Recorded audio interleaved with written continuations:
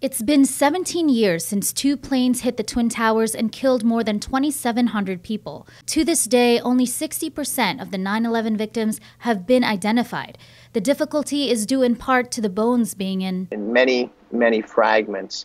And the events that took place at Ground Zero, the things that these remains were exposed to, fire and water, jet fuel, diesel fuel, mold, bacteria, the elements, all of these things destroy DNA, and they were all present. So these are some of the hardest samples to ever have worked with in this crime lab or any other. Mark Desire is the Assistant Director of Forensic Biology for the New York City's Medical Examiner's Office. He has been there from the start of the World Trade Center case, putting a name to the fragmented remains since 2001. Over 1,000 victims are still unidentified, and the agency uncovers one unidentified victim a year.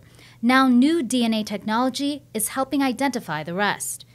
Back in 2001, and some labs still use this technique today, actually to break the bone up, you would pulverize it using a mortar and pestle or a hammer. Now that the process has advanced, and we're able to use equipment that can pulverize that bone and create a fine powder like never before. Desire says one of the new techniques to extract DNA includes using liquid nitrogen and an ultrasonic system to turn a sliver of bone fragments into a very fine powder.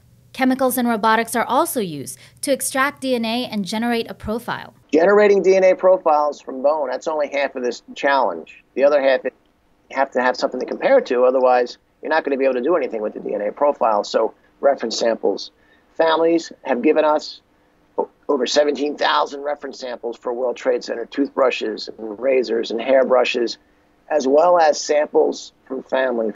In July, Desire and his team identified Scott Michael Johnson, a 26-year-old security analyst who worked on the 89th floor of the South Tower. The commitment today is as great as it was in 2001. That commitment to making these identifications has not wavered. There are over 7,000 unidentified remains, and the agency says they will continue to retest previous unsuccessful DNA samples with new technology.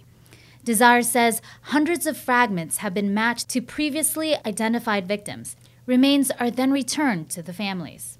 17 years later, there's a lot of hugging and crying with the families on both sides.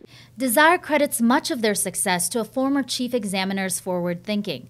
That colleague preserved bone fragments because he knew technology was going to improve.